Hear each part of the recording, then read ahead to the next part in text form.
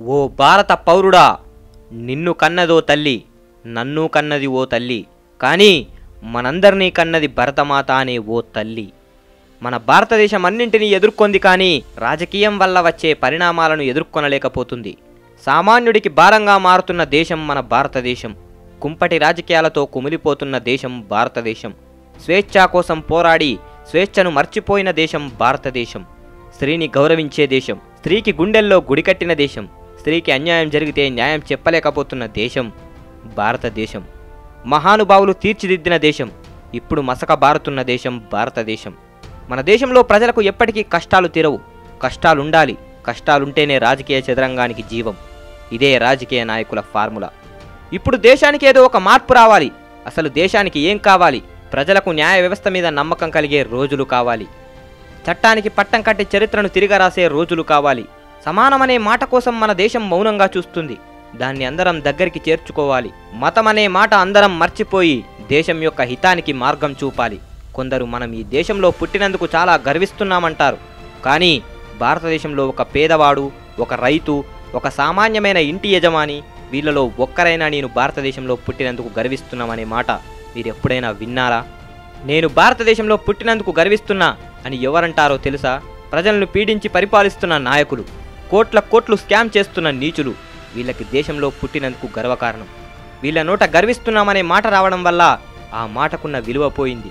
నేను గర్విస్తున్నా అన్న మాట చెప్పాల్సింది రైతు, ఎందుకంటే రైతే దేశానికి వెన్నుముక కాబట్టి. అలాగే గర్విస్తున్నా అనే మాట ఏ పేదవాడైనా చెప్పగలుగుతున్నాడా? పేదలు ఉండడం వల్లే ధనికులు దొరల్లా బ్రతుకుతున్నారు. వీళ్ళ నోట వచ్చే గర్విస్తున్నా అనే మాటకు ఎప్పుడు ప్రాణం ఉంటూనే ఉంటుంది. మన దేశాన్ని పట్టి పీడిస్తున్న మరో పెనుభూతం ఫలితం లేని ఎన్నికలు. 5 సంవత్సరాలకొక్కసారి వచ్చే ఎన్నికల్లో జనాలు వేసే ఓటు కోసం ఎప్పుడూ పడని పాటలు పడతారు రాజకీయ నాయకులు. జనాలు వేసే ఓటు, ఆ ఒక్క ఓటుతో వచ్చే పదవే నాయకుడికి మన జీవితాలని ఆడుకునే ఒక వేలంపాట. ఆ నాయకుడి చేతిలో 5 సంవత్సరాల పాలన మనల్ని మందమతుల్ని చేసి మభ్యపెట్టి మాయ చేసే ఆలోచనలు, అప్పుడప్పుడే దేవుడు కూడా కురిపించిన వరాల జల్లులు వచ్చే ఓటు కోసమే.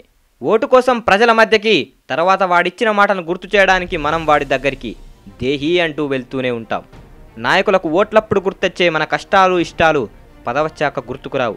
నేటి నాయకులు ఎన్నో మాటలు చెబుతారు, కానీ అవన్నీ అర్థం లేని కూతలు అని అంటారు గెలిచాక. ఎలక్షన్ వస్తే ఇంటింటికి ప్రచారం చేసే నాయకుడికి అది ఒక ఆచారం. ఓటు వేయమని మనకి దండం పెడతాడు, తర్వాత మనందరికీ గండంగా మారుతాడు. నేను అందరిలా కాదంటాడు, గెలిచాక అందరిలో వాడు ఒక్కడవుతాడు. అందుకే ఓటుతో మంచి నాయకుణ్ణి పట్టు, అదే మన దేశ అభ్యుదయానికి తొలిమెట్టు. నోటు కోసం ఓటు వేయడం అంటే మన జీవితాల్ని అంధకారంలోకి నెట్టుకోవడమే.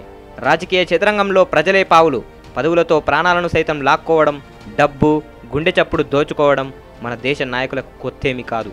అసలు దేశమే నాది కాదంటారు. అందుకే ఓ భారత పౌరుడా, అహంతో మూసుకపోయిన కన్నులను మానవత్వంతో తెరిచిచూడు. దిక్కులేని వారికి మార్గాన్ని నిర్దేశించే దిక్కుగా మారిచూడు. ఆకలన్న మాట నువ్వే వినాలి, అది నువ్వే తీర్చాలి. ఎండకు నీడలా మారు, చలికి మంటలా మారు, వానకి గొడుగులా మారు. నువ్వు మారు, నవ్వుతూ నలుగురిని మార్చు. నీది అన్నది ఏది ఉండదు గుర్తుంచుకో. ఎన్నో గాయాలతో దేశం ఏడుస్తూ ఘోషిస్తోంది. రక్షించుకో, నీ దేహం లాంటిదే నీ దేశం. సమాజంలో సామాన్యుడిలా మార్పు కోసం పోరాడేవాడే నాయకుడు. జై హింద్.